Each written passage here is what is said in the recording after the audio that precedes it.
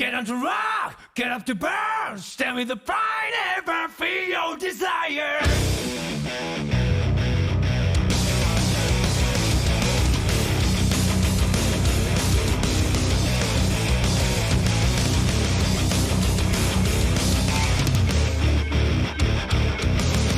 One day I noticed that my life was broken. It was not me who was controlling this body. Oh, I want to know what's really real to me. Before it vanishes like a wave. Get on the rock, get up the burn. Stand with the pride on me, the ways to make her. You must have heard it. Grasp the truth. Only high, right feet, that's what this made to start with. You haven't heard it, girl. Don't be afraid to listen to your own heart. Beat the sonic, that's my heartbeat in you.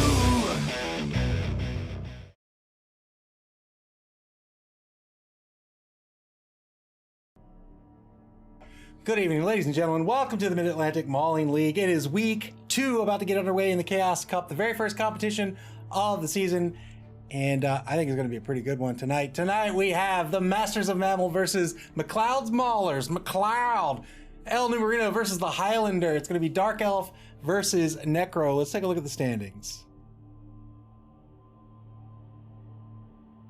In Division A, going into week 2 here, you can see the Masters of MAML currently tied for second place along with the Polka Ratmen. They'll be up against MacLeod's Maulers here in 4th place.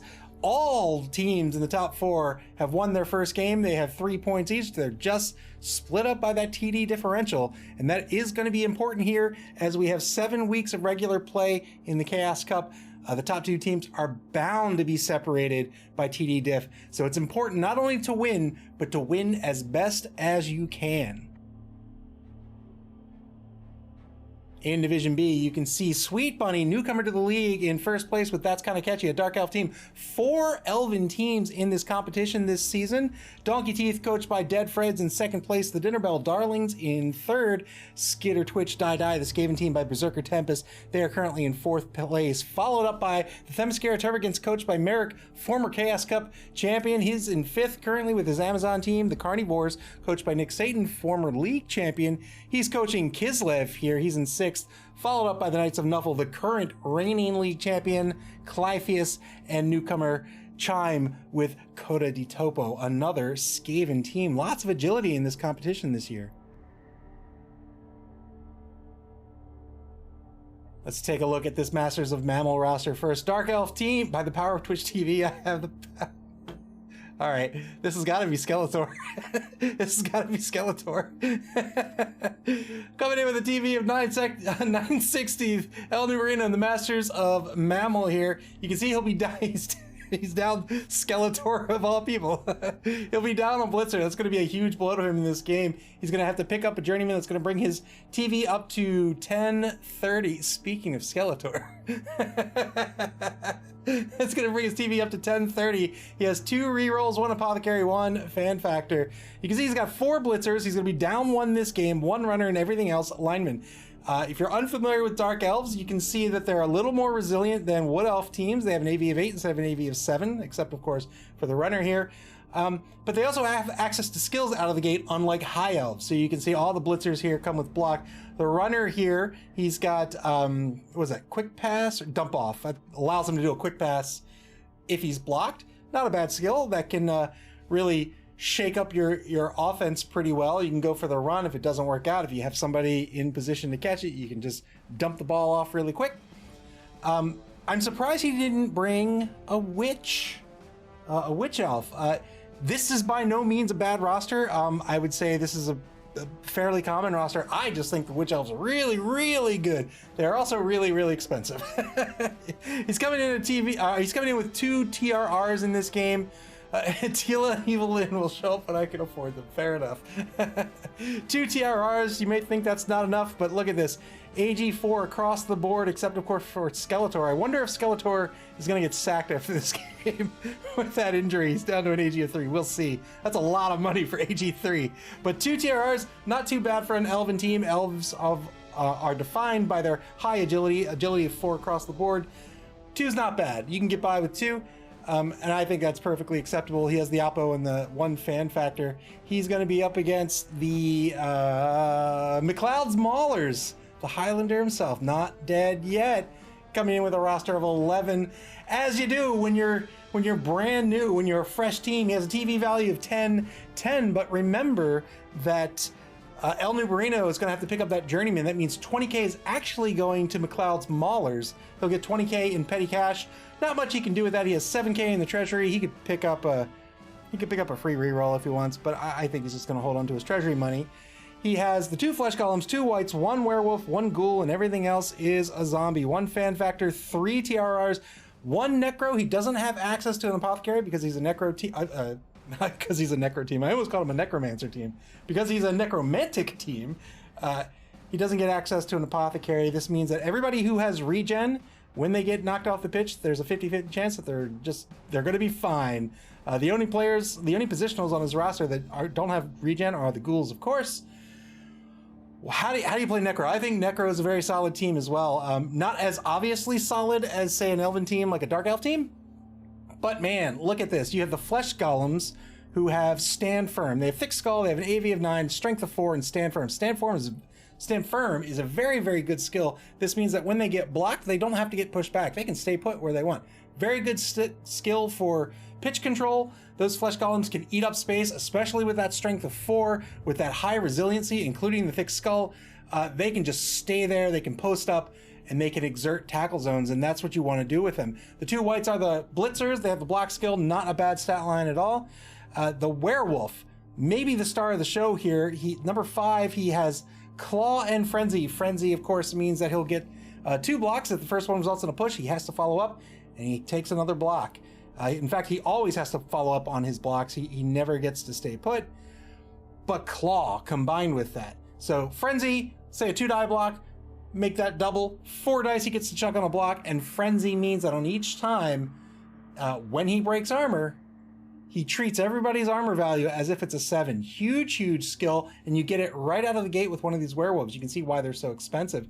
Almost leveled up with this werewolf as well. Very scary. The ghoul and the werewolf are going to be the 2 ball carriers almost certainly on this team. It's going to depend on what he wants to do. If he's on offense and he wants to put that werewolf to work with that claw, we'll probably see Casket Chewer being the ball carrier, but he can always mix it up. Again, AG3 not too bad with 3 TRRs.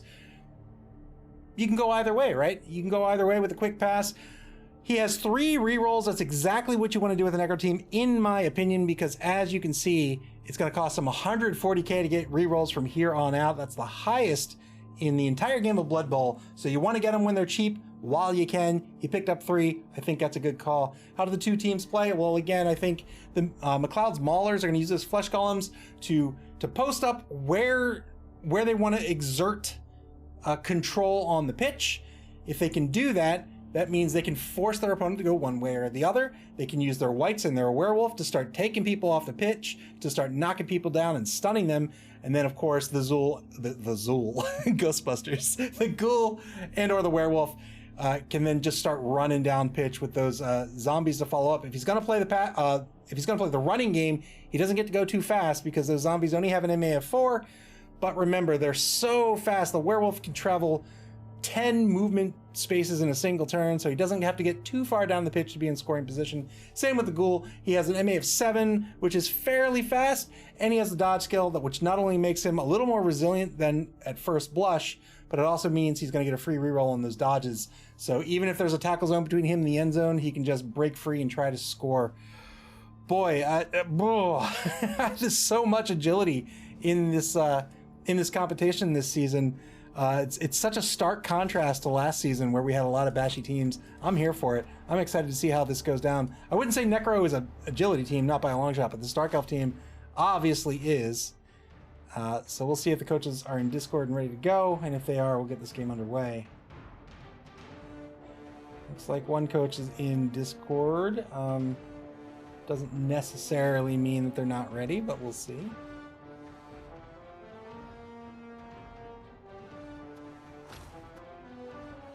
Not ready quite yet. Remember that, gosh, what were they called? What were they called? MacLeod's Maulers. I blanked out. I've got the name right in front of me. MacLeod's Maulers. That they're going to get the petty cash here. If he's feeling cheeky, he could use that and then take 50 out of his treasury to pick up an extra reroll. But I just don't think that's worth it. I don't think he wants that. So I don't think anything's going to happen in the inducement phase. This Dark Elf team, Dark Elves, I think, are one of the... I don't want to say tricky, but I think they're one of the... I think they're the most interesting Elven team. Wood Elves kind of do their own thing. High Elves kind of do their own thing. But Dark Elves can kind of do whatever they want, right? Again, they're a lot more resilient with that AV of 8 instead of an AV of 7. And they have access to skills right out of the gate. So you can do a couple of things with them. A lot of people call them like the running elves. I disagree. I think AG4 makes you running and passing no matter what. You can do whatever you want. So the passing game is still very much a threat for this roster, especially with a reroll on deck. But man, they are so agile and they've got a decent amount of speed that they can cut you off pretty quickly. And you can see these elves run behind an opposing line and just cut off half the team in the blink of an eye. Good weather to start this game. Masters of MAML have the fame advantage, +1 fame advantage. I believe they had the fan factor as well. And it looks like they're going to start on defense. Currently going with a 3-man defensive line, as you do as elves. Pretty standard setup here on defense. Let's call this a 3-5-3, shall we? He's got 3 defensive backs, or rather 3 secondary players here. He's going to pull one in into a linebacker position. He's getting a little bit closer. He's not too afraid of this passing game. He needs to be a little bit careful because a Necro team can pass. They're probably not going to do a long pass, but they could certainly do a short pass or a quick pass. He's not afraid with all that speed. 2 back to receive for MacLeod's Maulers. The werewolf and the ghoul, as was expected. 2 zombie backs, everybody else on the line.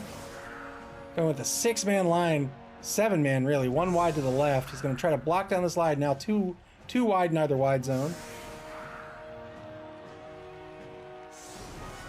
All the zombies going up the line. He's going to use the speed of the receiver here to come up to the line of scrimmage, and he'll cage up there. The Elvish Journeymen, of course, on the line. Journeymen are largely block fodder. Whenever you need a player, whenever you can't field 11 players, you can pick up a mercenary or a journeyman. Mercenaries are positionals that you can pick up, but they're more expensive than your normal positional. You get them for the game only, or you can pick up journeyman. Journeyman are whatever your standard lineman is, and you can pick them up. You don't spend any money for them. Masters of MAML are going to reset their defense here. We'll see if they try to protect this line or not. Probably not. They're probably okay with this. They might shift to one side. We'll see.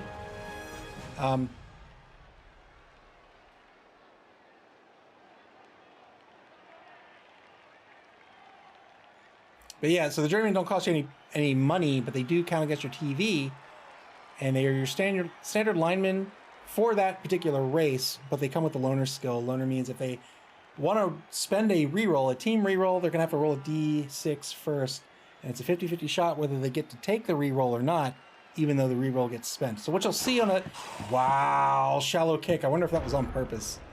Shallow kick. MacLeod's Maulers are going to have to pick this ball up here.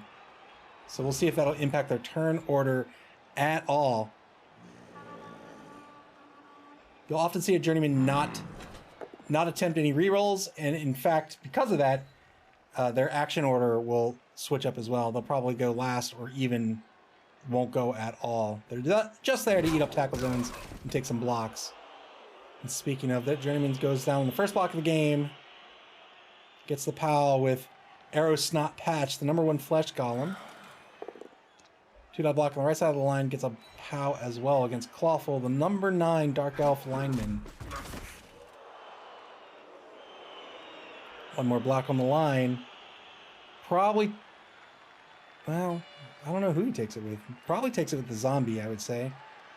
Frees up Oswald, the Unmatched, to take a blitz if need be. Yes, indeed. He takes it with the zombie. Gets a push here. Pushes #10 off the line. Whiplash. I don't remember Whiplash. Let's see. Whiplash. Clawful. Argthil? Oh, that's his Journeyman. Beastman, of course. Stratos, he's the bird guy. Triclops, naturally I remember Triclops. He-Man, of course. Merman, Trapjaw, Duncan, and Orc. Wait. Oh, he didn't have Man-at-Arms. All right, Duncan, that's fine. That's fine. I thought we had a faux pas for a second. Nope, that's good. And then Orko. Orko got very tall. Here comes the blitz. 2-die blitz on that line again. This will work out through the block skill. 3 Elven players down on the line. Blitz has been spent. Still has movement with the blitzer. He decides, nope, I'm going to stay right here on the line. Looks like he's going to cage up on his own 4-yard line. He's going to set this cage up. Which of the other 2 zombies? It's going to be the right zombie who's going to fill in the corner of the cage. Oh, it's going to be both zombies. All right. Pulls them both in a little bit. He's going to try to pick this ball up with the werewolf, it looks like. Nope, he's going to fill the corner in with... Wow. Wow, pulls the whole team in. All right, he's going to try to mow through these elves. Good pickup by the ghoul. Turn 1 back to Masters of MAML. Wow, I would think maybe you keep some players out a little wider and have a little more pitch control and a little more, a few more options for where you want to move. But this is not bad at all.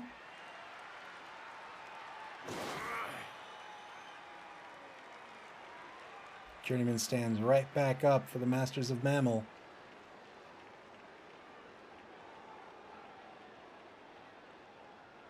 There's currently another game going on. It's not being streamed. That is between Merrick and Clypheus. Clypheus, the current league champion.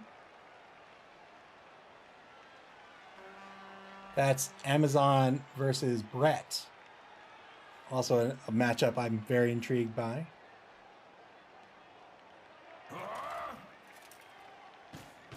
Linebacker blitz. Here we go. Gets the knockdown on Boris the Dead.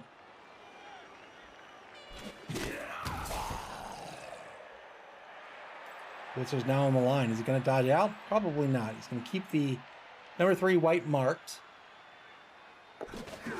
Oh, he did. Wow. Good dodge. So any positive dodge for these elves with AG4, that's going to be a 2+. Positive dodge is any dodge that is dodging into a free space, a space that's not in a tackle zone. What that means is going to get a +1 for just for dodging, and there'll be no negative modifiers. So he gets positive modifiers on the dodge.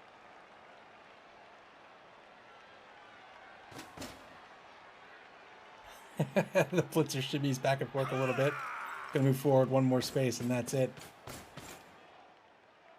Merman moves in the left wide zone to get the assist on the #8 block here. Gets a push on Gustav the Dead.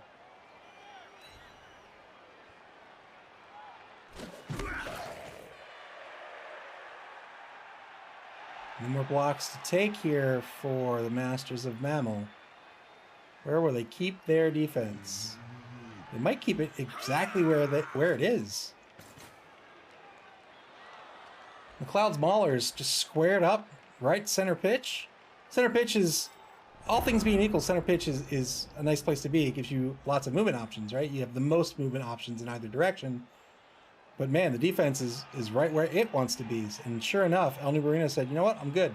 I'm cool. It's your turn. Where do you want to go?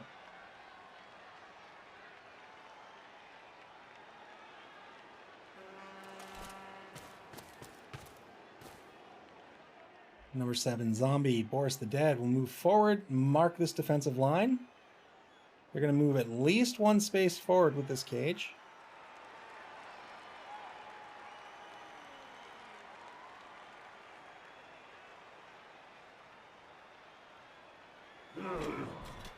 Flush Golem Blitz. Here we go. 2-die Blitz. It's not going to work. He's going to spend the reroll, gets a push out of it. MacLeod's Maulers down to 2 rerolls. Scary Blitz. 1 minute 15 seconds left for MacLeod's Maulers to do something. They don't have a reroll anymore. Flush Golem's going to move right back into the cage. Interesting decision. I figured he'd move up. Take this block here. Move up. He'd be based against the Journeyman, but who cares? It's a Journeyman. He might still do that. We'll see what he wants to do.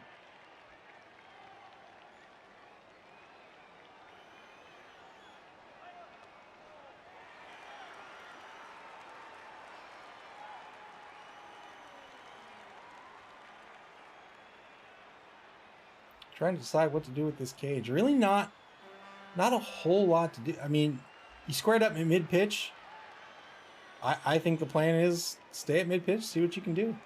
See what you can do. Try to take some blocks against this team. And fill in the gap with number 8. He wants to keep Aerosnaut Patch available to move somewhere else. Gets the assist with number 8. It's got a 2-die with number... oh, naturally. Naturally. Gets the pal here.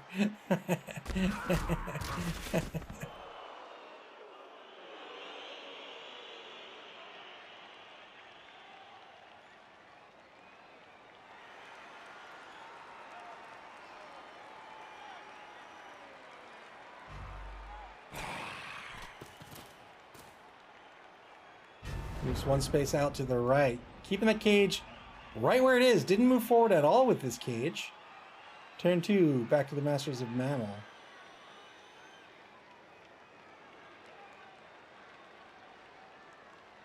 Will the Masters square back up on the line, or will they take a step back with the Journeyman? Looks like they might take a step back here.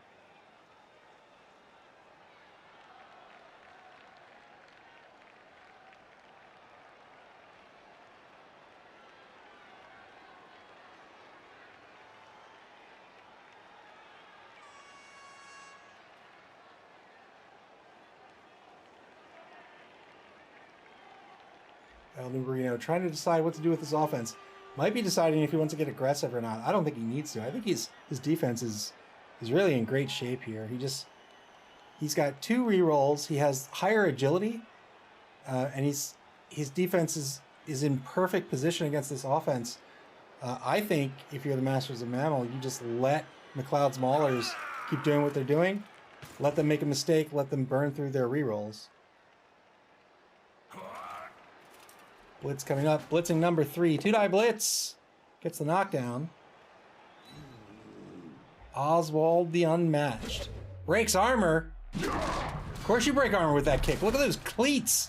Gets a KO. Well done by the Masters of MAML. One-man player advantage for the defense now.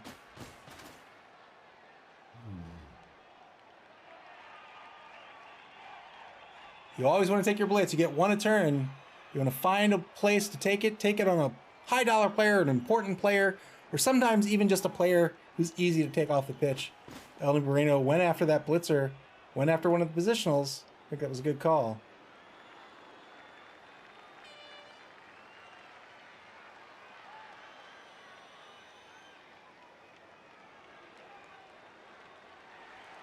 "15 seconds to go for the defense.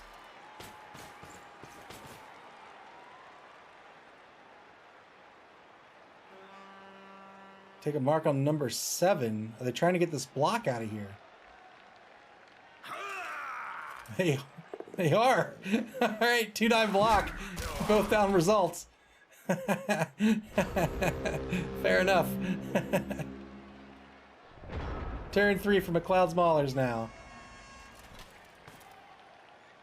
Zombie, who was just knocked down, Boris the Dead, he'll stand right back up.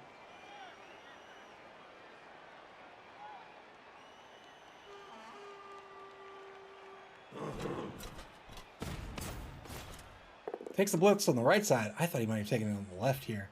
Try to take out both these players. Gets a push on the right side. That's the blitz spent. Can't get the 2-die on number 3 now.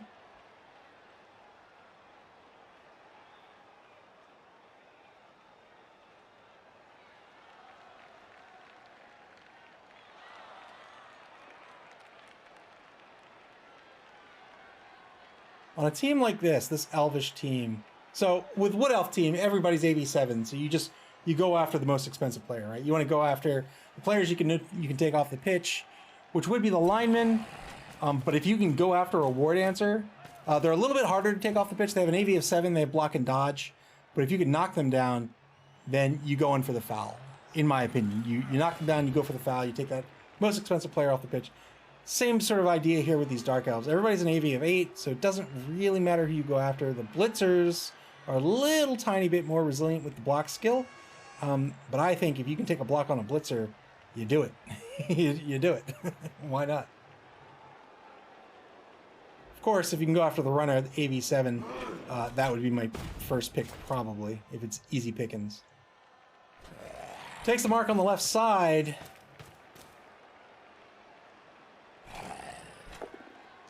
Took the 1-die block, couldn't get the 2-die block out of it, gets a push.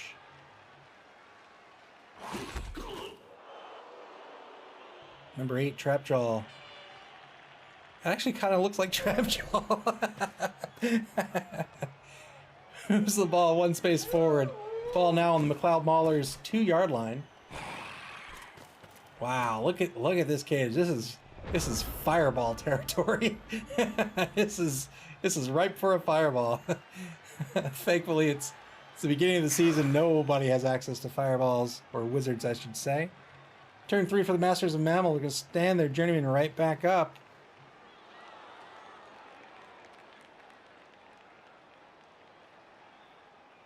They can take a 1-die skilled block against Boris the Duster. Skilled meaning that the blocker has the block skill, or the attacker has the block skill, the defender does not. So a 1-die block, not too bad in that case. I wouldn't lead off with it, of course.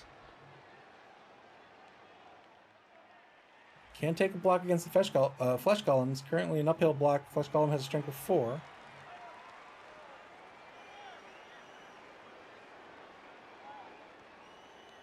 Could make it a 1-die blitz, but I tend to leave the Flesh Golems alone unless they're in my way. Then I'd go in for the knockdown and then do something with it. I don't just knock them down and try to take them off the pitch. That's my personal opinion. They're just too hard to really capitalize on unless you're knocking them down to remove their tackle zones. Good dodge. Remember, all those dodges are positive so long as he's not dodging. All those positive dodges rather are 2+, so long as they remain positive. He gets a mark on that werewolf in the backfield. Blitz coming up. 2-die blitz on the werewolf. He's going to get a push. Will he re-roll it? He does. Re-rolls it. Wow. Gets the knockdown due to the block skill. He was looking for more here.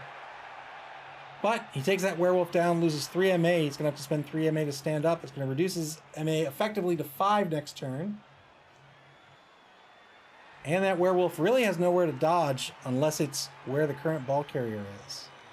Everything else has a -1 modifier, as you can see.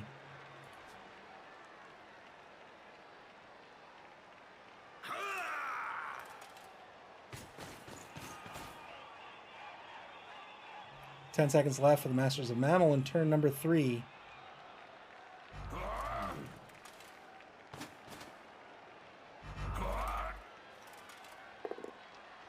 One die YOLO block. Not so YOLO. It wasn't the blitzer with the block skill. Good knockdown. And that'll be it. Turn 4 for MacLeod's Maulers now. Not a whole lot of movement in 3 turns. You've yet to cross the line of scrimmage.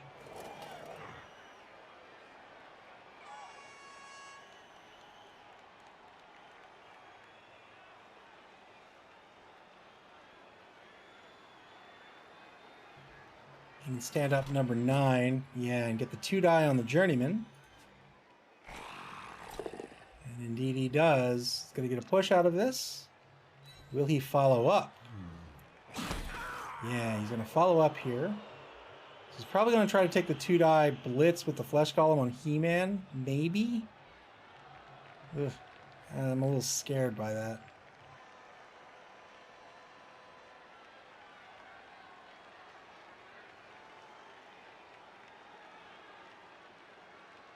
Or he could just try to jut out in one direction. He does have a lane right here.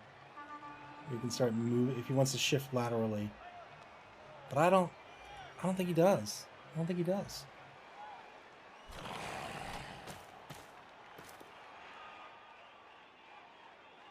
Moves the second zombie up. He is going to take the blitz. Flesh Golem blitz. 2-die blitz gets a push. Decides to follow up here. Looks like he's currently going to move this ball across the line to the opponent's 2-yard line now. Defense doing a good job of stopping this run game. Still has a ways to go before he's in scoring position. 4 more turns before he can score if he's going to stay at this pace.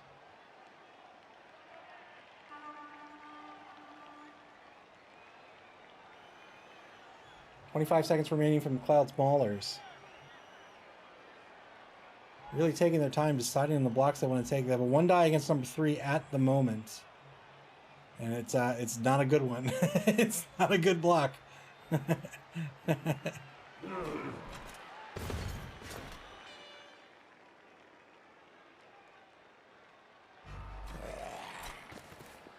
Gotta do something. It only has 4 seconds left. He's gonna mark these. He's gotta get somebody over here. Takes the 1-die block. It's not gonna work out. Spends the reroll. Gets the POW on Duncan. That's huge. And breaks armor. Gets a stun out of it. Now he can get that white into position to protect the ball carrier. Wow. Well done. Final turn of the first quarter coming up. Masters of MAML. Had a shot at the ball carrier, but not anymore. We'll see if he tries to apply some pressure on the right side of the cage here. He might go after Boris the Duster. If he can get a blitzer there, which he can. It's an easy dodge.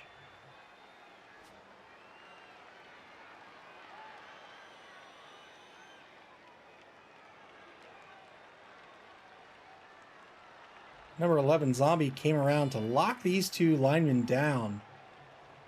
They're in a little bit of trouble at the moment. They're really not doing a whole lot. It was a good move by the Highlander. Both teams down to a single reroll for the half. And we're still in the first quarter. I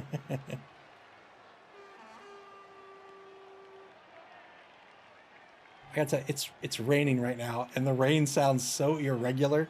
Like I don't understand it. Like it sounds like somebody just poured a bucket out. I don't know what's going on. 40 seconds left with really no action. El Numerino really thinking, really considering here. You can see the Highlander is really okay. Is really okay with taking these marks here. And doing a pretty good job of it.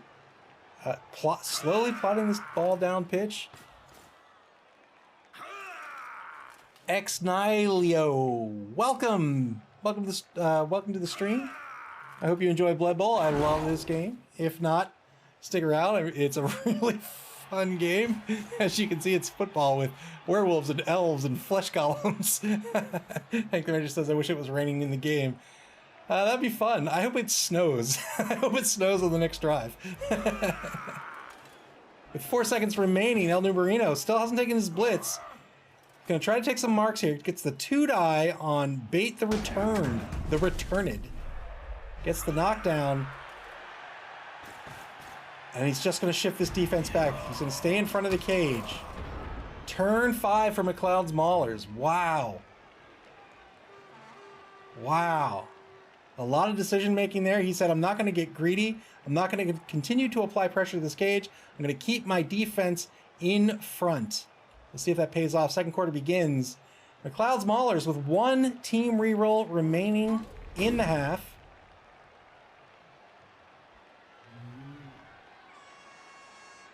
SP Beaver, thank you so very much for the gift sub. I appreciate it. Thank you. Thank you. It's very kind.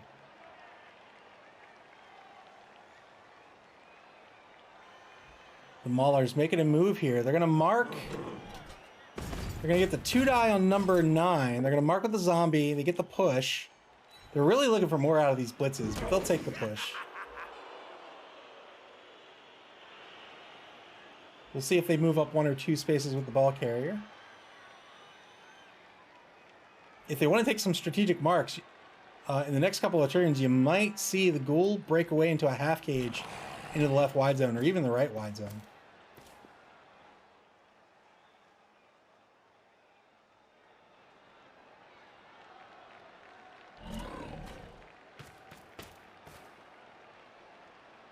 Wow, moved the ball up to the 6-yard line. He's moving a little bit faster now. You can see he's got a lane right here. The defense can easily cover that gap, but they need to be careful about giving up the left wide zone. Remember, these ghouls move 7. They can move 1, 2, 3, 4, 5, 6, 7, and then 2 GFIs. He's 1 space away from scoring currently. Hank the Ranger says, who's the Dark Elf runner? I don't think he's moved all game. He might be the second coming of Doug. That would be Orko. Of course it's Orko. 1 die block back behind the line of scrimmage. He's going to get a knockdown. That's a huge knockdown. He gets a 2 die now with the werewolf against Merman himself. Vice versa, rather. He wants to free up the werewolf to get the werewolf into the game. Good knockdown. Got the pal there. 23 seconds to decide where this werewolf is going to end up. Maybe here? Going to put him here. Fair enough. Let's keep it in tight to the cage. Turn 5 now for the Masters of MAML.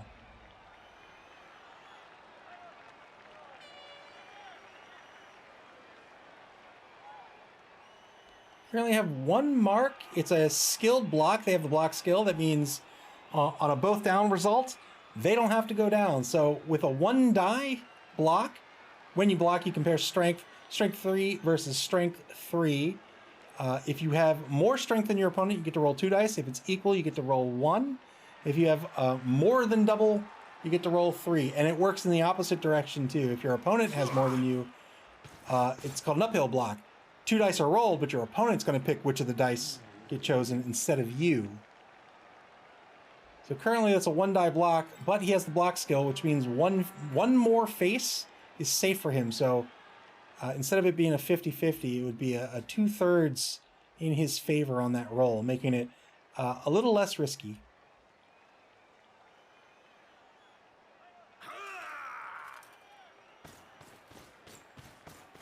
Journeyman's going to move into position and mark the number 7 zombie on the right side of the cage. Both corners of the cage now currently marked. Pulls back Triclops to play some defense behind number 1, He-Man himself. He has the power.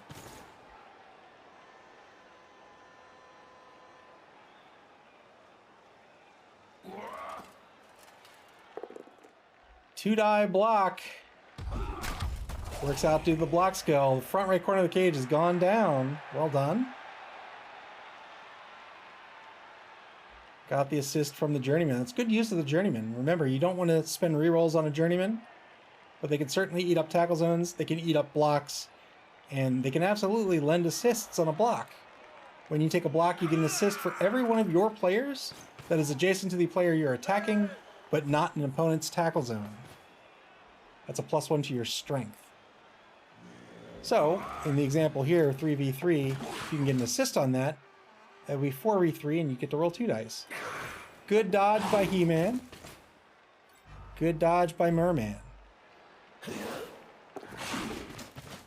Stand-up dodge by number 3. Duncan himself, man at arms. He's going to cross the line of scrimmage, try to play some defense. Turn 6 for MacLeod's Maulers. 3 turns remain. They are certainly still in this game and certainly still in this drive.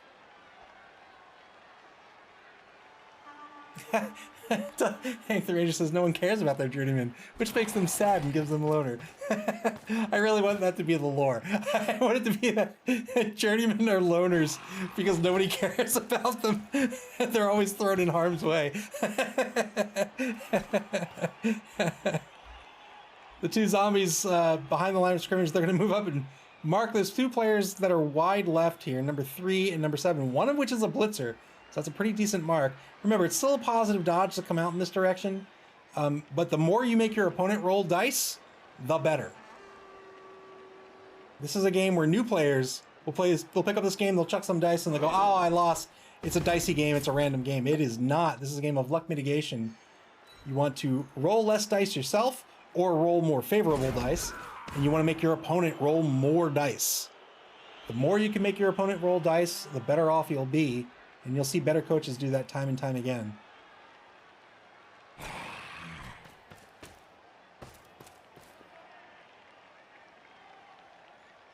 Gets yet another push on the Flesh Golem Blitz.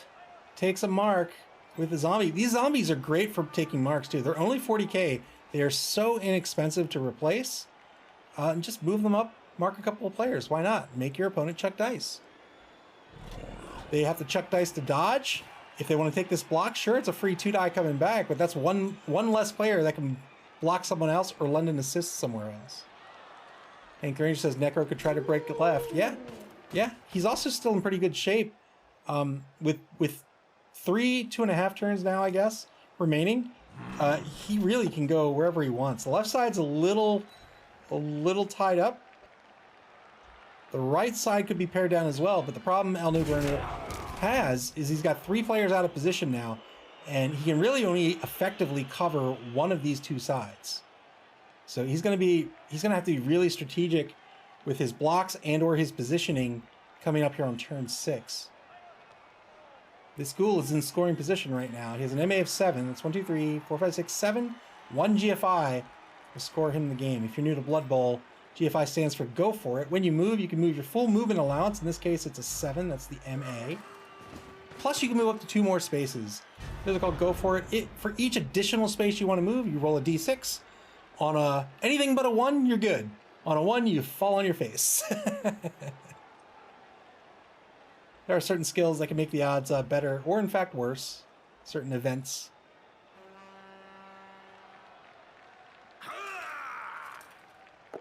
There's the 2 die block on the front left side of the cage. It's going to get a pal here against Gustav the Dead. 9+ breaks armor.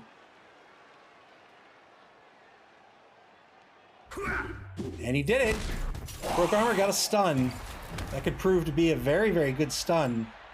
Blitz still on the table. I have to imagine he's going to try to take the block on the Flesh Golem and then take the blitz on the ball carrier. We'll see what he wants to do.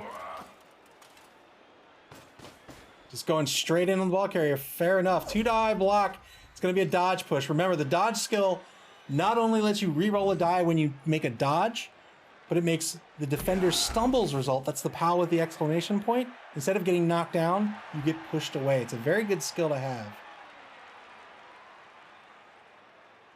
And now that ghoul is still in scoring position, but it's 2 GFIs away.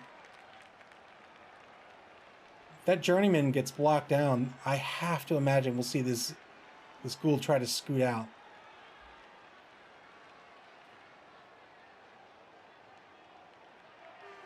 One minute to play in turn 6. 1 reroll remaining. Remember, you can only use 1 team reroll a turn. So you really want to be careful with your action order to decide, when you don't want to be flippant with your reroll usage. You want to use it when you need it. And so that means that you want to take your more risky actions first and your least risky you want to take your least risky actions first and your more risky actions last. But of course, the name of the game is the fact your opponent knows this, and he's going to try to force you to take actions out of order. and force you to make tough decisions. And that's where the whole game lies.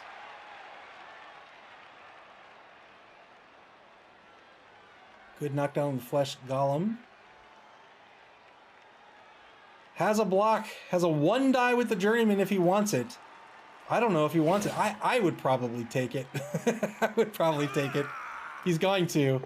1 die block, he gets a push. That'll push the ghoul out of scoring position. He won't follow up here. He will follow up. Wow. He follows up with the Journeyman. Nobody cares about the Journeyman. Fair enough. Good dodge by number 5 to get the assist on number 9. 2 die block coming up.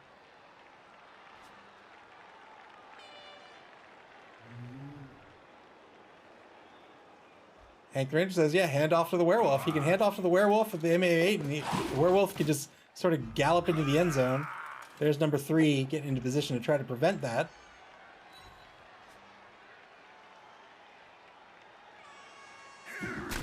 Gets the knockdown on number 9, Boris the Duster. 1 second left. That's going to be the end of the turn. Turn 7 now for MacLeod's Maulers. What's the play? What's the play? The werewolf is currently marked for the handoff. The ghoul's currently marked. Clyphia says, wolf, wolf, wolf. There's the assist on the, what seems to be an inevitable blitz on number 3.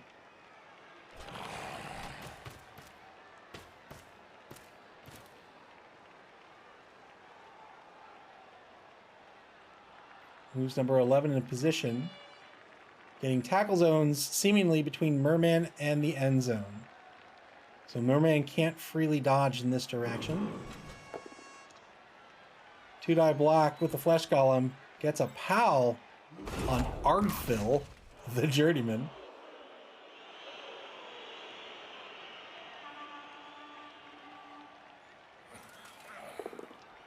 Two die block against He-Man himself. Gets a POW. That was block versus block. Well done.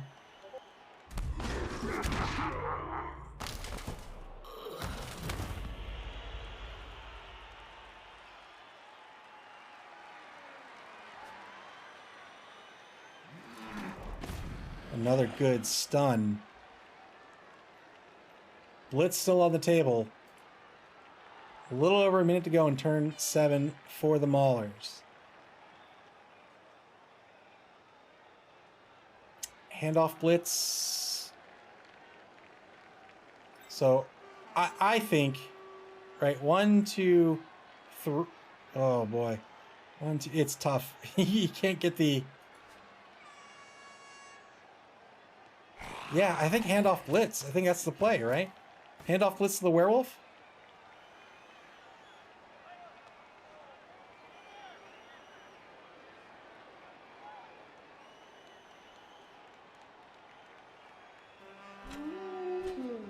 Not going to be a handoff blitz. It will be a blitz with the werewolf.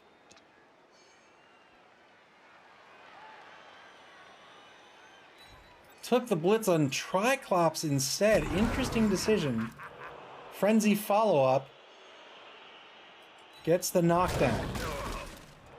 Remember, he has to follow up on Frenzy. Frenzy gives you a free second block that you must take. Holy moly. Now what?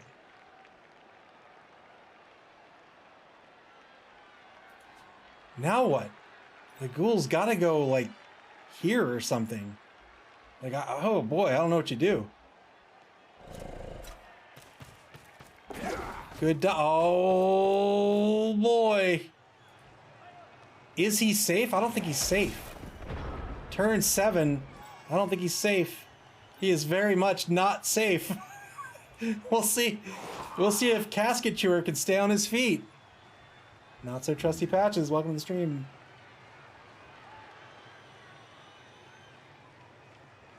Got spooked there a little bit. Instead of handing off to the werewolf, he decided to run out to the left wide zone, all by him lonesome. There's the assist on the blitz. Number 3 coming into blitz here in just a minute.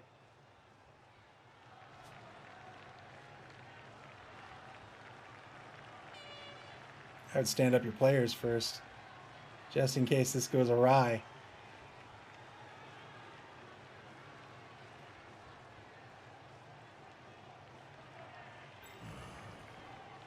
A blitz action is one of a handful of actions you can only take once a turn. A blitz action is basically a block and a movement all in one.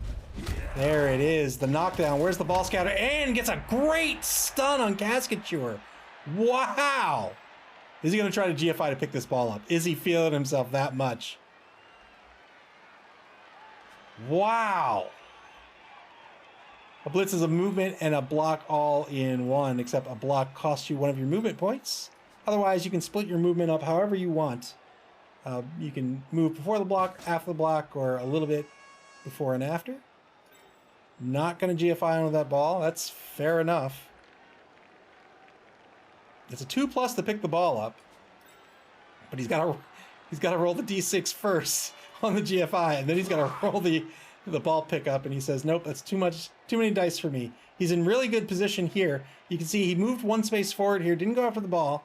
He not only marks the ball, but the ghoul who is stunned is protecting him from getting surfed off the pitch. Hank the Ranger says, "You never GFI." Very true. When in doubt, do not GFI.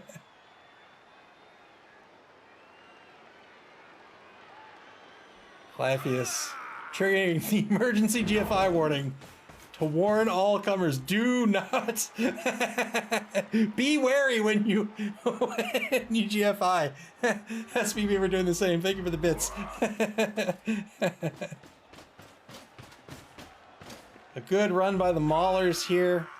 They're not going to have a chance to get after this ball. We'll see what the werewolf does. We'll see if he YOLOs. He YOLOs the werewolf to try to score. 2-die block gets the knockdown on number 9. Lapis is cheering for the offense here. He wants to see it happen. He wants to see it happen. Oh, he doesn't do it. Oh, it's his turn now. Excuse me. So the werewolf can score, technically. So the werewolf currently would probably do a blitz. Oh, boy. No, probably. Well, I don't know. Maybe a blitz with the zombie would have been. You stand up this guy, zombie blitz here. That gives you your one extra movement that you need with this guy. And then he goes 1, 2, 3, 4, 5, 6, 7, 8. Boy. Boy. That's a lot of dodging. That's a lot of dice to roll. Oh, broke armor finally with the flesh golem. Only got a stun out of it. He's looking for more at this point in the half. Man, oh man, oh man. We turn down the volume on my end here.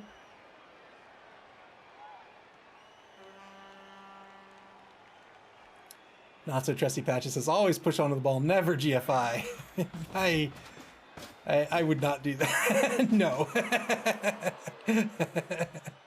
Takes a mark with number 4. Masters of MAML cannot score, so. Ooh. Yes, they can. 1, 2, 3, 4. Oh my goodness, they can score. 2-die block against number 3. They are going to push onto the ball. All right, we'll see. Here it comes. They push the ball. Oh, they failed the GFI. Spend their final reroll. Oh, and it's a skull. Oh, no. Oh, no. Pushed on the ball. This is why I don't push on the ball. Pushed on the ball scattered in the hands of the Masters of MAML, and then failed the GFI. Now, the Masters of MAML can score. They can do a pass to a handoff to a score. It's a 1 GFI to score. Can they do it? It would be almost the entire length of the pitch.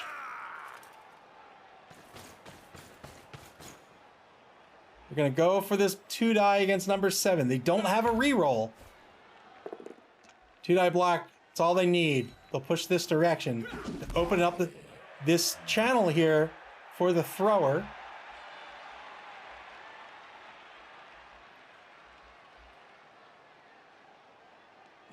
We do need a hero. It's a GFI to the oh, does he have no one to hand off to? Oh, it's gonna have to be a long pass. Oh no, okay. There's still an interception attempt here. Looks like it failed. Oh no. I wanted to see it.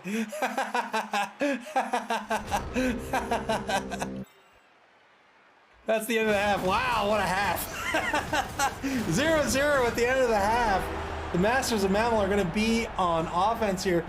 Wow, great showing by both coaches there in that first half. We'll see if MacLeod's Maulers can do as such a good job on defense as the Masters of MAML did, and vice versa. The Masters of MAML are going to have an opportunity to show what they can do on offense. We saw the Maulers, they decided to cage up. It was a tight cage. I didn't like it, but you saw it was very effective. They marched down pitch, almost scored. I think they could have if they handed it off to the werewolf, but you know, you're under a 2-minute time limit.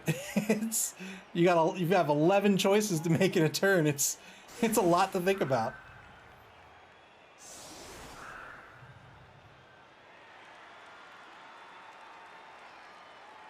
MacLeod's Maulers with a wide 3-man defensive line currently.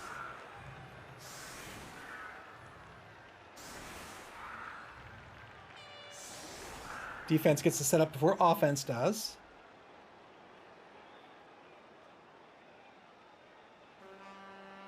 Leffy says, fun fact, there's not a single player in Division B currently with more than 3 strength. That is a fun fact. SP Beaver says that timer is enemy number 1. It sure is.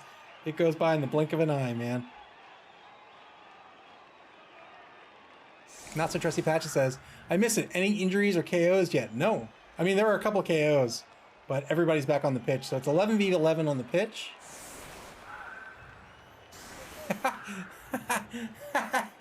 This is also a fun fact. I have Dauntless on all my blitzers. So Dauntless is a skill where you roll a d6, you add it to your strength, and if you meet or beat your opponent's strength, then you treat your strength as if it's equal.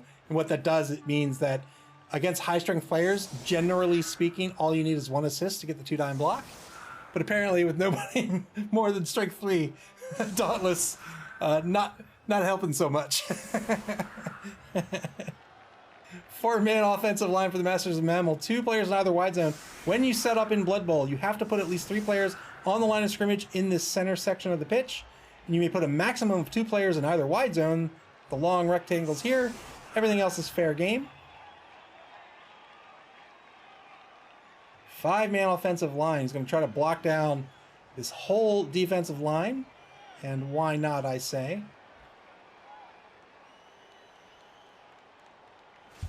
Hank the Ranger says, I would have pulled up the wolf to snipe blitz. I think that's fair. Oh no, a rock is thrown onto the pitch. Oh no! And one of the flesh columns has been KO'd. He's been KO'd so hard, he vanished from the pitch. That's a huge loss here for the Maulers. They've lost one of their key positionals, rather. Oh man. 2-die block. Gets the knockdown on the left side of the pitch. Left side of the line, rather.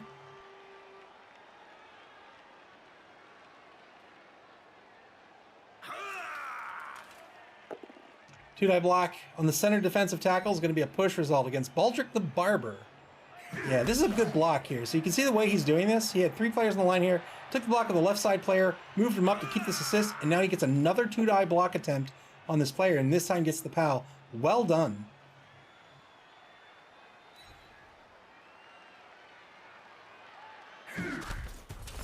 Good order of block there at center pitch. You'll see him do the same here. He'll take the outside player to take the block, gets the knockdown this time, but if it didn't work out, he could follow up and take another block with number 11. Generally speaking, in Blood Bowl, you didn't see it here, and it's, you know, there's lots of nuance and circumstance and coach discretion, but generally speaking, you'll see players, when they knock down a player, they'll follow up. When you take a block and you knock down a player, you push them into one of the 3 spaces behind where they were standing, and then you get an opportunity to freely follow up or not if you want. So if you get a knockdown, very generally, very broadly speaking, you'll see a player follow up. And if they don't get a knockdown, if they only get a push, again, very broadly speaking, you'll normally see them not follow up. And that's so that if they follow up and the opposing player is standing, then on their turn, they'll get the punch back. They'll get the block back, and you don't want to give your opponents free blocks.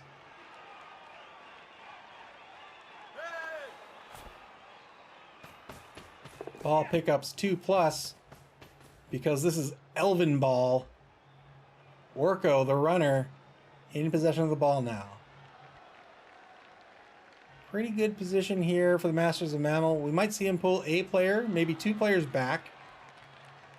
But he doesn't have to. He's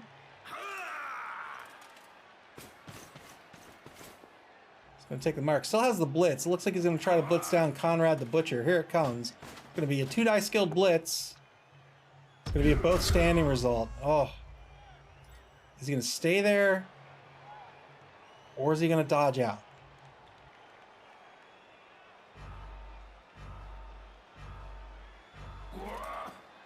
Looks like he's going to stay put. Shift number 3 in a little bit. Turn 9 now. Yeah, if this werewolf... This werewolf is the fastest player on a Necro team. If he was up on the line, he could go... He'd go 1, 2, 3, 4, 5, 6, 7, 8. There's the blitz. The GFI blitz would be totally safe here. Now, of course, you know, that's hard to say. You know, if the werewolf was up on the line, you imagine El Nubarino would have set up his offensive formation a little differently, would have taken his first turn a little differently. But yeah, this werewolf, if I were coaching Necro, I like to put the werewolf to work. And I'd put him right up at the line with all that speed.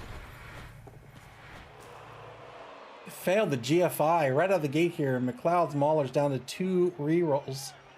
Man, GFI to get back into position. Here's the blitz. He wanted this as... I'm not even sure why the GFI was done, honestly. He's got strength 4 versus strength 3 here. Gets a push out of it. Hank the Ranger graciously lowered the GFI failure rate from 900% to a paltry, a measly 99%. Not So Trusty Patches asks, was Skeletor fired before the game? No, he wasn't. Skeletor is still on the roster, but he was out for this week, so no need to fire him this week because he doesn't count against your team value. But next week, there will be decisions as to what Skeletor's fate is. I am partial to just sacking players who lose stats. Like, it depends on the stat and it depends on the team.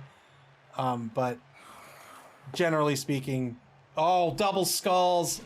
Oh, no. And got Conrad the Butcher. Oh, man, got a cleat to the face. Double skulls. Oh, it's always heartbreaking when you roll the double skulls, but man, you're going to roll them. Puffy says, yeah, Dwarf Lineman. Yeah, that's a good example, right? So, like, you know, if you're on a low AG team and you lose a point of agility, who cares? If you're on a high AG team and you lose a point of agility, that matters. that really matters. If you're strength 3 and you go down to strength 2, that matters. If you are strength 4 and you go down to strength 3, that probably matters because you probably paid a pretty penny for that 1 point of strength.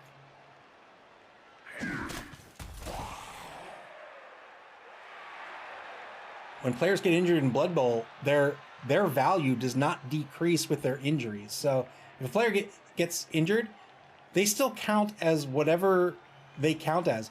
Their value goes up as you skill them up, but it doesn't go back down.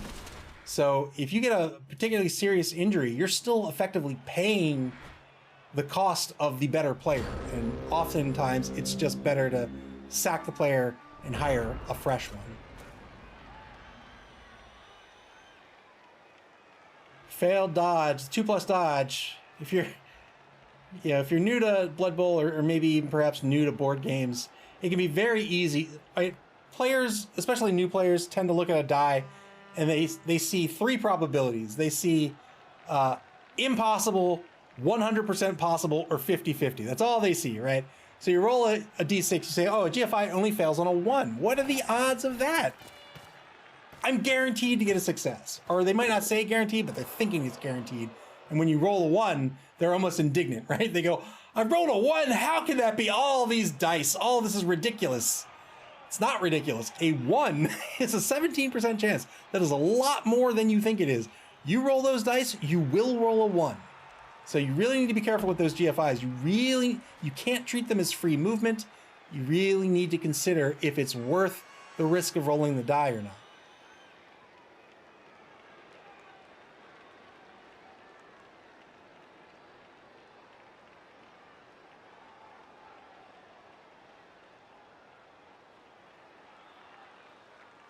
Under a minute to go for MacLeod's Maulers. They're trying to figure out what to do with this defense. Their defense is not out of it, but you know, the stun doesn't help, and the thrown rock unfortunately doesn't help. But they're still in fairly good shape here. They just need to consider action order and where they want to be at the end of this turn. When you're up against an Elvish team, oh boy, it can be tough, right? It can be tough to defend against elves. They're so agile and they're so fast that they often can just score whenever they want. Dark elves are the slowest of the elves, but they're by no means slow. 2-die blitz here with 16 seconds left in the turn. It's going to get a push here. And these flesh golems cannot knock down players to save their life. Oh, took a GFI. Took a GFI to Mark Whiplash. 7 seconds left in turn 10.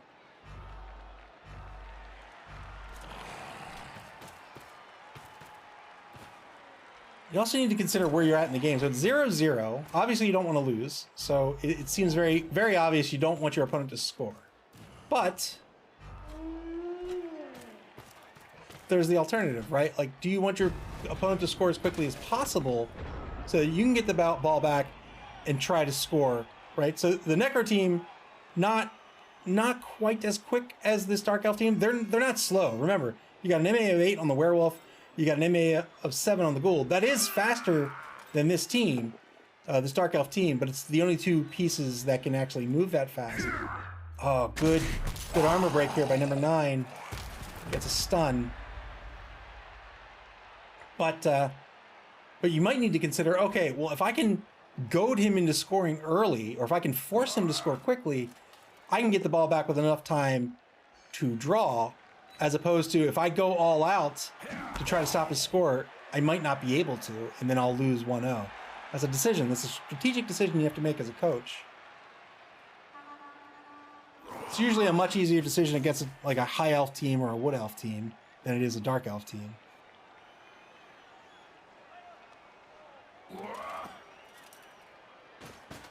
Two-die blitz on Casket Chewer, taking out one of those two fast players. Couldn't do it, got the push. Doesn't follow up.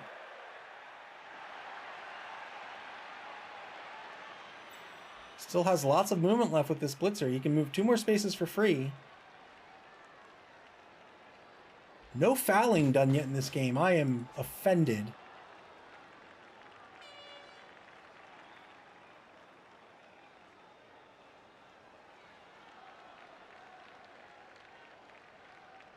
Under a minute to play for El Nubarino and the Masters of MAML.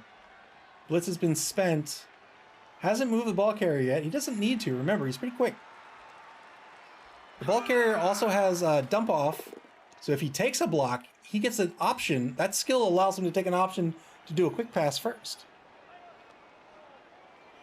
So you'll see him almost always with someone in passing range and position to be a receiver. Good block on the right side of the line.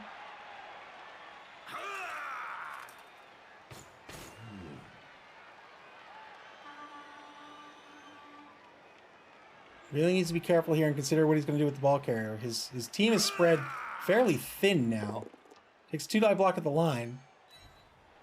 Gets a push result against Baldric the Barber, number 10.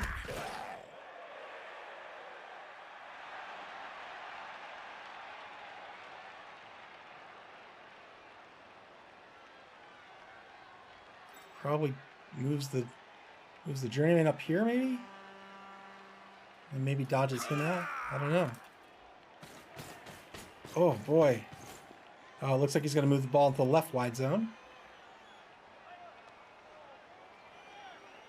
Also, Trusty Patches says, I played against a nationally ranked tabletop Dark Elf coach. I lost massively. Yeah, I think every Elven team is a good team in Blood Bowl. 2 seconds left. You'll see the ball move to the left wide zone here. Here it comes. Orko stops just shy of the line of scrimmage. Turn 11 now for the Maulers. Good protective screen here for the ball carrier.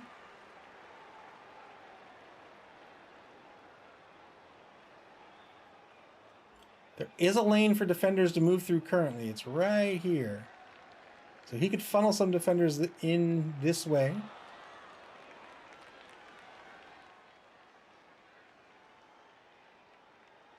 Can he get there with the wolf? Let's see. 1, 2, 3, 4, 5, 6, 7. Yeah, that's a tough wolf blitz. Oh, didn't blitz with the ghoul. Man, I might have blitzed with the ghoul. I might have gone after that ghoul, or gone after the runner. Also, Trusty Patches says, Dark Elves are so versatile and get easily at medium TV. Yeah, I mean, I think they're definitely a solid team. I was talking about in the pregame how the Witch Elves, I think, are great. The Witch Elves are absolutely fantastic pieces.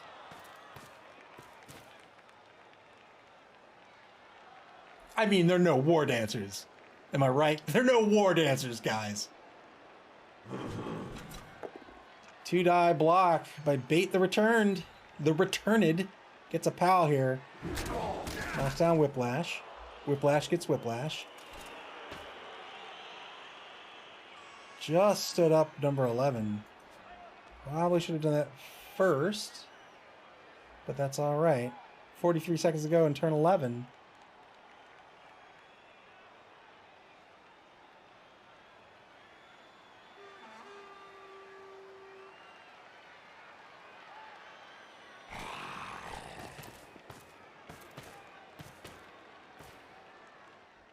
Takes a mark on the 2 forward elves here, He-Man and Triclops. Working together.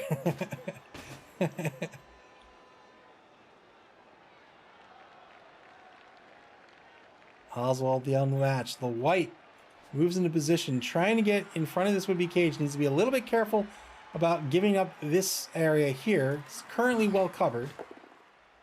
Taking the blitz with Conrad the Butcher. He's going to get a knockdown on the Journeyman. Probably will not follow up if his plan is to go after the ball carrier. Gets a KO. Well done.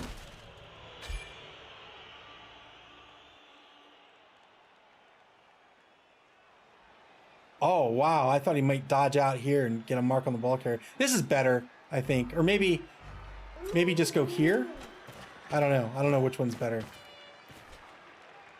Werewolf moves back into position to play safety. Turn 12 for the Masters of MAML. Oh, I thought I saved the replay. That ain't it. That's not the replay at all. Clay says, okay, I'm back. Did I miss anything the last couple of turns? A balloon from a party of 5 months ago. Apparently still have helium. I got caught in the ceiling fan and made a horrible noise, so I got distracted for a bit. Not really. Both teams, both coaches playing pretty well here. There's the flesh column that was still sitting in the reserve box, in the KO box rather, from the rock. Otherwise, we just had the Journeyman KO'd, so it's 10v10 on the pitch now.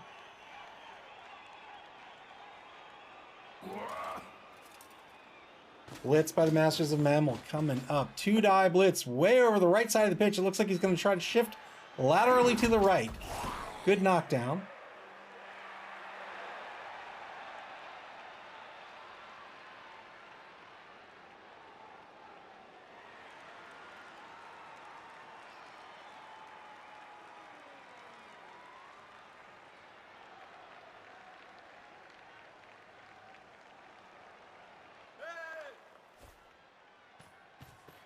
And indeed he does. The ball carrier is going to shift over to the right. Oh, going for the quick pass. Failed. It's only a 2+. He has to spend the reroll here. Oh, he failed twice. Snake eyes. Oh, no.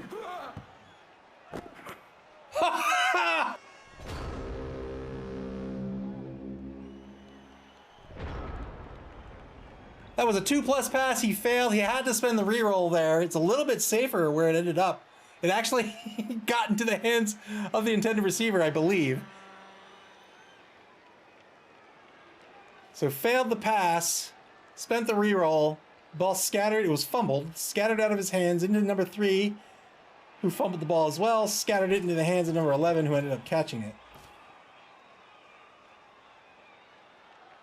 SP Beaver says, it doesn't look like a turnover to me. I saw the play call. That was exactly what was intended. After a fashion.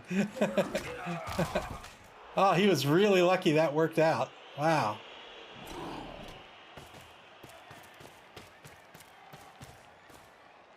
Ghoul's going to try to play some defense here. He's got the speed, so he's okay. He'll be able to keep up with Beastman. But Beastman's got a defensive contingent here. He's got a would-be cage, a gaggle of players to help protect him as he rushes forward. Boo. That's so Trusty Patches says, silly Ava. Snake Eyes is a G.I. Joe character. He's not a He-Man character. Well done. 5 points. 2-9 block. That's center pitch here. He gets the knockdown against Whiplash. I actually have a figure of Snake Eyes. I have Snake Eyes and what was his wolf name? Timber? And his wolf, his doggo. Oh no, the failed GFI again with number 8. Is he going to spend the reroll? He is. Works out. He wanted to mark number 3 and number 5. Clive says, okay, I see. One He-Man joke? Good. 413 Skaven puns? Bad. Hey man, you want to talk toys? that speaks right to my heart, man. Oh, that was a failed dodge. Wow, what was that dodge attempt? That had, yeah, that was a 6+. I'm not sure what was going on there. Yeah, I think that was a misclick. That's unfortunate. That's an unfortunate error. That also happens a lot in this game. Again, when you're under the gun. Whew. Oh, I could talk for days about my misclicks. Last season, I meticulously set up my defense. Went for a very particular blitz, and I clicked behind the player I was trying to blitz, and ended up failing the dodge. It was beautiful.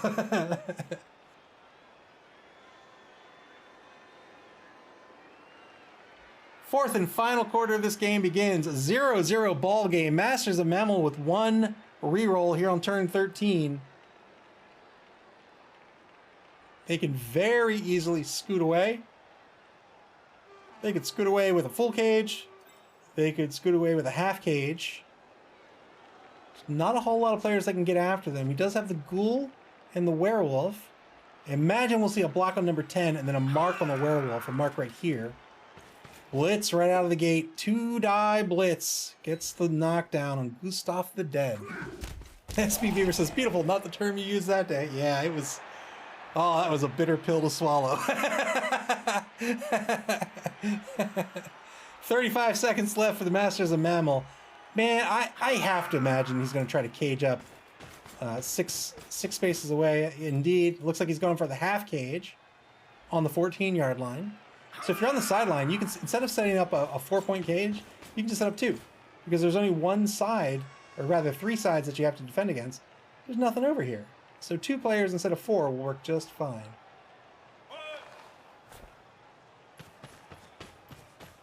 And there it is. Oh, he failed the GFI! He failed the GFI! He spends his final reroll. Oh, man. I'm telling you, man, those GFIs fail 900% of the time. You roll a GFI, you fail the next 9.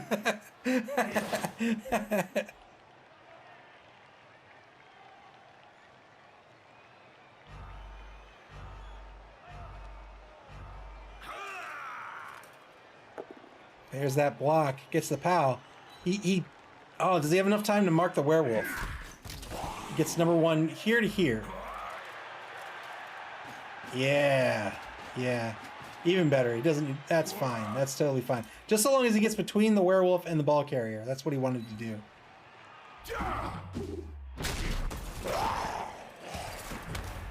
Hank the Ranger does make a good point. You do set yourself up for a 3-die uphill block surf with the sideline cage. That's fair. That's fair. Turn 13 back to the Maulers. There's really nothing they can do at this point, in my opinion, except go for the uphill. We'll see if he can... He'd have to make the dodge first. Unless he can get a blitz. No, he wants to blitz on the block here. Oh. The werewolf is out of position. The only player that can conceivably get at the ball carrier is the ghoul. He does have the dodge skill, so he'll get the free reroll on the dodge. It's a -3 dodge to an uphill block, but I don't know what else you do. Good armor break. He injured Whiplash. Whiplash will be out for the game. I can't imagine the oppo will be spent. Maybe, but who cares?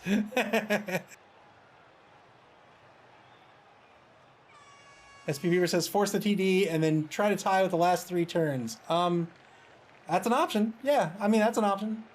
I don't think he can force the TD next turn, though. I don't think he can.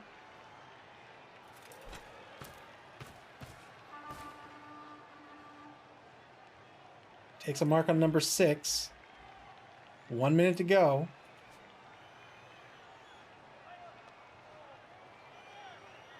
Yeah, Hank the Ranger makes a good point there. Whenever you cause a casualty, as it's called in the game of Blood Bowl, in this case it was an injury, you score 2 SPP. SPP stand for Star Player Points. They're basically the experience points of Blood Bowl, and you use those to level up your players and so that they learn new skills and make them stronger and better, or increase their stats. Oh, so he's not gonna blitz Beastman. He says, I value Casket Chewer too much to put him in that situation. If you want to score, be my guest.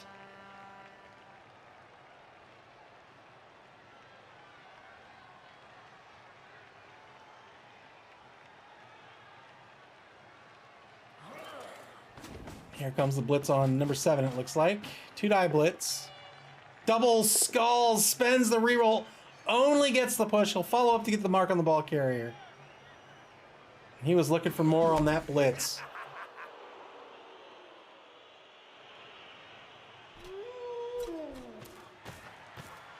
Got the werewolf into position, doing the best he can.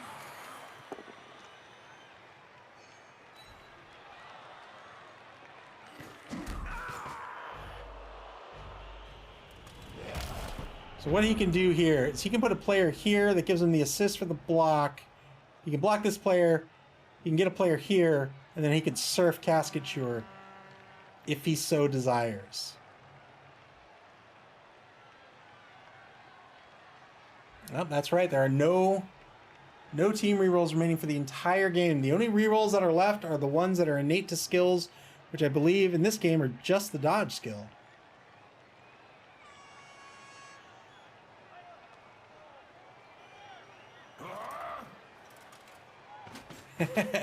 SPB. Star Player Beaver. Nope, he's going to dodge out. Will he score? He will. 1-0. The Masters of MAML are going to take the lead in this game. They're going to give MacLeod's Maulers 3 turns to try to tie this ball game up, and they can certainly do it. Remember, they have a ghoul and a werewolf. The ghoul with an MA of 7 and the dodge skill. The werewolf with an MA of 8. When you're the ball carrier, it's natural to think, I want to keep my ball carrier safe.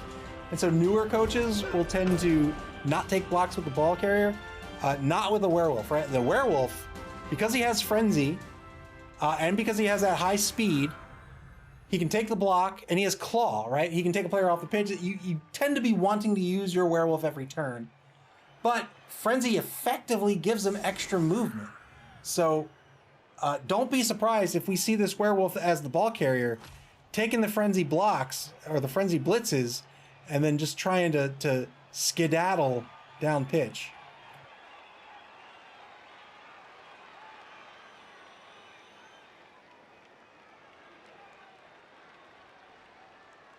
$11v10 on the pitch currently. It's in MacLeod's Maulers' favor.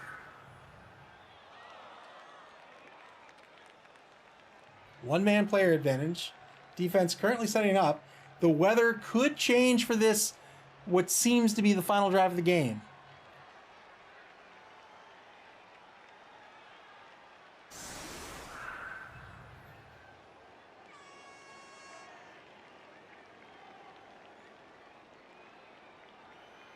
Three-man line. You will very rarely see an Elvish team that doesn't have a three-man line.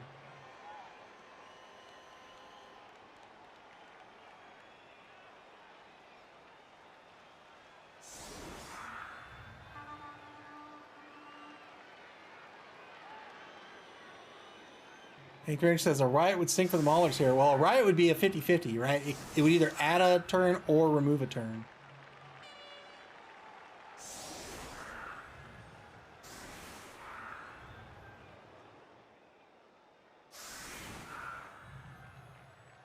Not so trusty Patches says, let's tie it up. Let's go. 5-man offensive line for the Maulers now.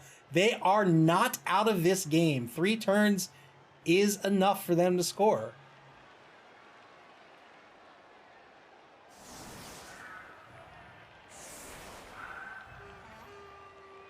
Three players wide on the other side of the line. They've gone down to a 3-man line. They can still block down this entire line. Remember, the flesh golems have a strength of 4.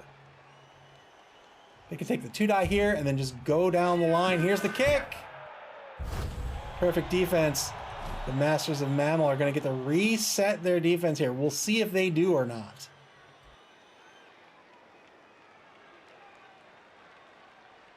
It's tough to get another player on the line here because you've got these whites in position. He might be okay with this.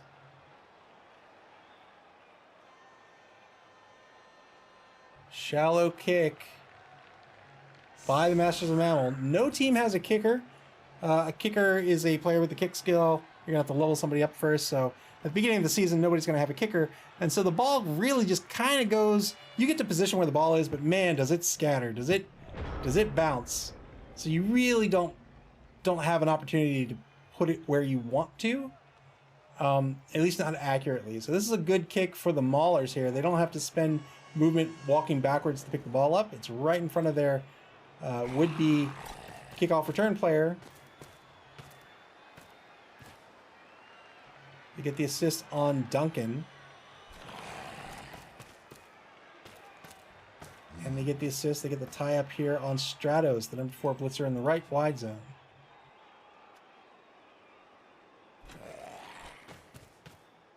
Looks like they're trying to set up corridors here on either sideline. Here comes the blitz. 2-die blitz on number 8. Gets a pow on Trapdoll. He'll push him into center pitch.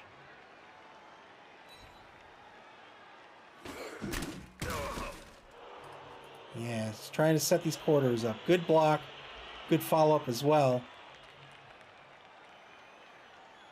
Blitz has been spent.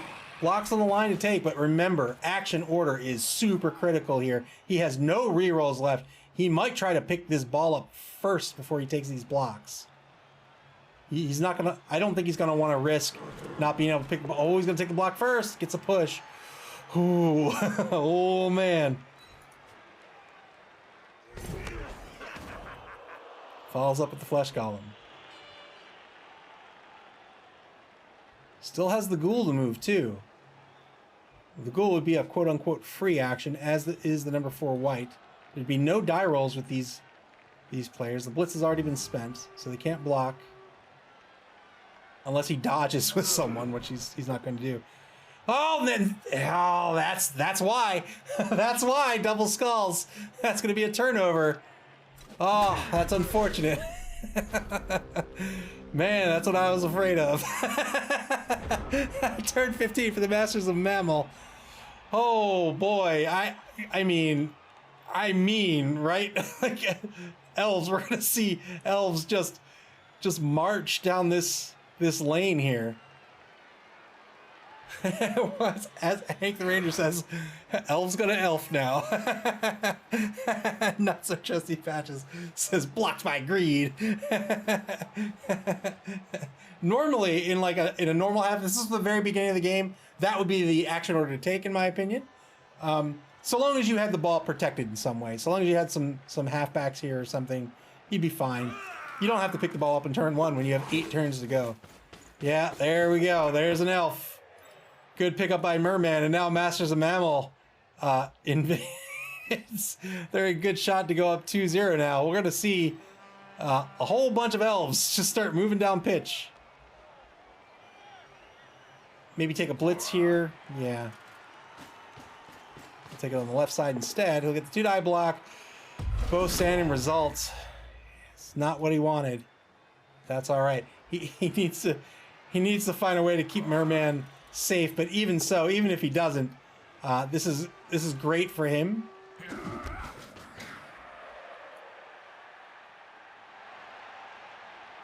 Remember that the werewolf does have frenzy. He'll probably, if he can at all help it, he'll probably take the 2-die frenzy. He'll get 2-die blocks if he needs it. Hopefully he'll get the knockdown and be able to pick this ball up and move. I don't know if he can make it. Let's see, 8 gets him to here.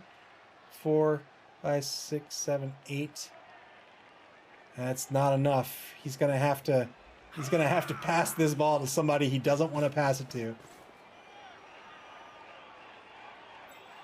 He could pass it to the ghoul, but then he's not getting the 2-die.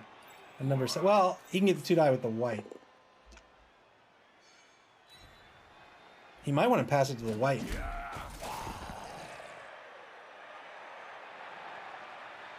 I don't know where the white goes. Oh, it's going to be tricky. It's going to be tricky.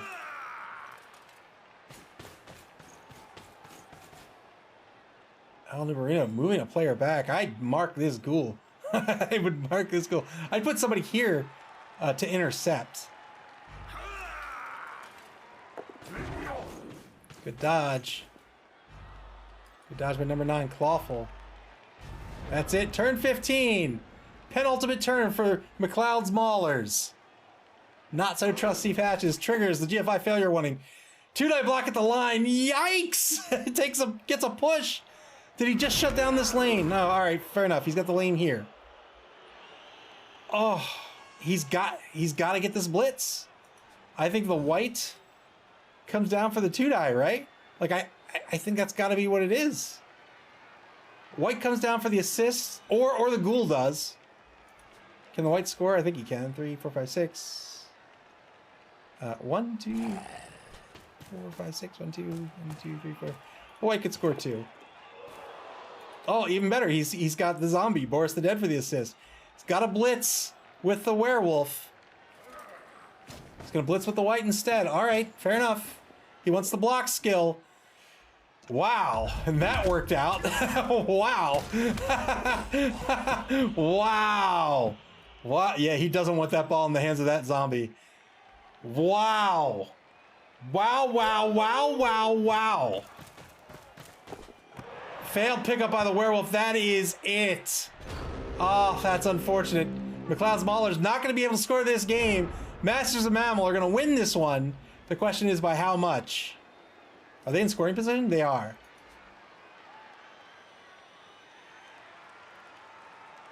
Good try. He had to do it. That's what he had to do. Didn't work out. Oh boy, what a game. That's why reroll management is really critical in Blood Bowl. It's tough to do in the beginning of a season when you only have 2 or 3. 3 is good for most teams. 4 is good for most teams. I mean, I guess the more the merrier.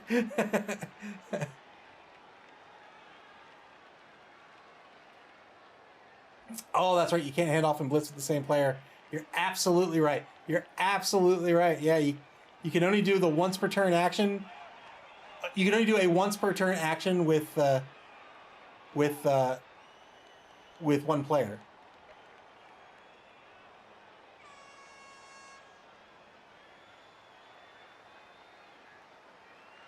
So he'd have to pick it up with the ghoul, and it would have had to have gone to the white. So the action order was all messed up anyway. Good call, good call.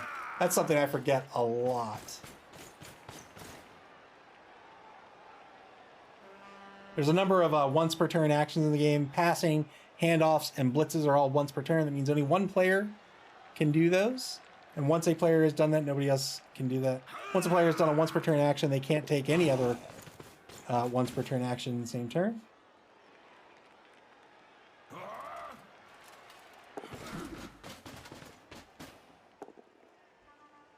2 die against the werewolf. Gets the knockdown, do the block skill. Pick up with number 9, hand off to number 6, I think. Or it could be a pass. If he passes and succeeds, he'll get an SPP on Clawful. Here's the pickup attempt. Good. Oh, failed the pickup attempt. Nice try. That's the game. 1-0. Masters of MAML are going to win this one. And they are going to advance into first place in Division B here. 1 turn left for MacLeod's Maulers. I think it's going to be a GG foul. That's what I would like to see. GG foul. SPV says, where are all the Dark Elf Stabbers? No assassins on this roster. 2 die block at the line of scrimmage, gets the push. He's going to take all the blocks he can. He's got a blitz to take, and no reason not to foul as well. He's got a 2 die in the left Y zone. Another push. He can push him back and follow up and get another 2 die with Baldric the Barber. Baldric the Barber? Baldric the Barber.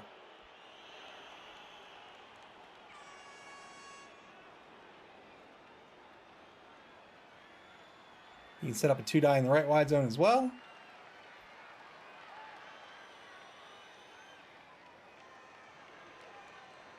Man, what a game. This was a great game, I think. This was super fun to watch.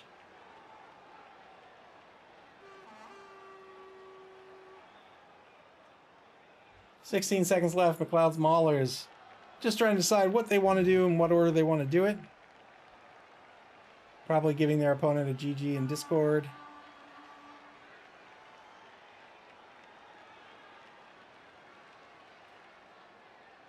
One minute to go here in the final turn of the game. Masters of MAML are going to take this one 1-0.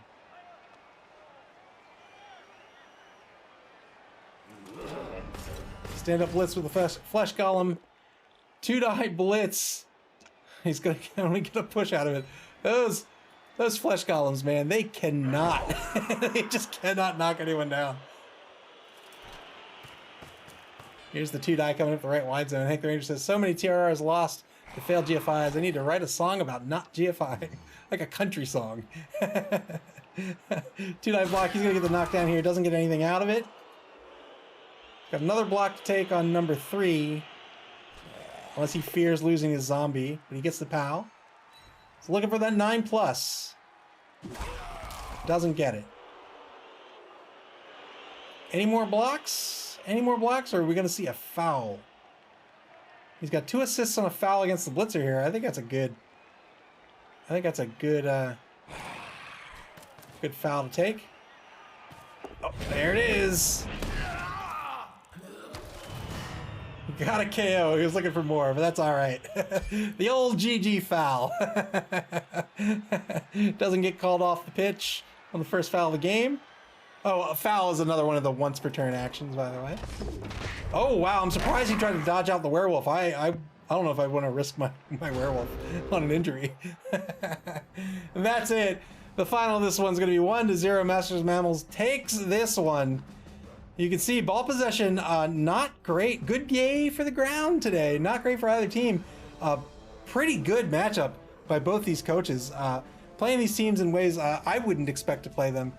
And they really did a good job here and put on a good show, I think. Not so Tristy Patch says, I lost my wife towing pickup truck to a failed GFI.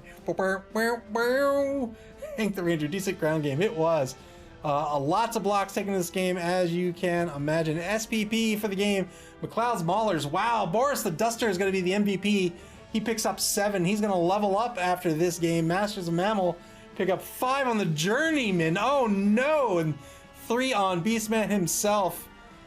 Oh boy, he lost 5 SPP on a Journeyman. He can hire that Journeyman, and in fact, I probably would if he has the money. I don't know if he does. But you can hire the Journeyman. They'll lose the loner skill.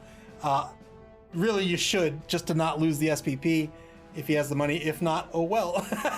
Let's take a look at the schedule before we go for this evening.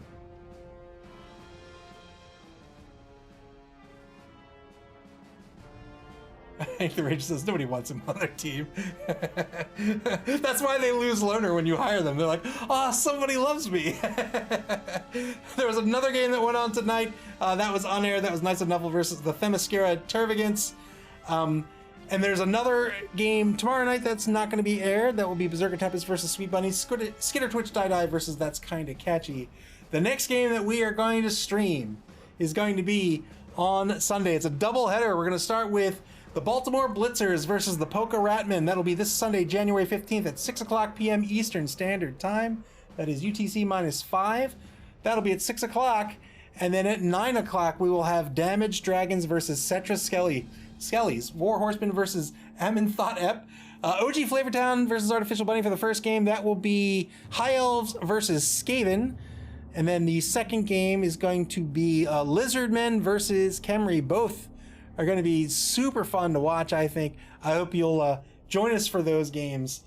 And then we have 2 more left to be scheduled. There's another game on Monday at 10 o'clock p.m. That will be Dead Fred versus Doug the Minotaur, Donkey Teeth versus Dinabelle Darlings. And then the final 2 games for week 2 have yet to be scheduled. When they are scheduled, you'll be able to check them out and get alerted to those schedules on our website at www. You have to use the www. .maml.club, here on Twitch or on our social media pages on Twitter, Mastodon, and Facebook. You can see those right there on your screen. You can listen to our podcast, Mammal Talk, and watch previous games on our YouTube channel. Play Blood Bowl. What a fun game this is, where you have werewolves beating up on elves. I absolutely adore this game. It's been played for decades. There's a reason why it's endured for so long. It's so much fun, and it's never been easier to play Blood Bowl. You can play Blood Bowl via Blood Bowl 2 on Steam. That's the way we play in the league. Soon you'll be able to play on Blood Bowl 3 that's coming out next month, or you can play it in tabletop form at your friendly local game store. Until next game, everybody, take care and play Blood Bowl.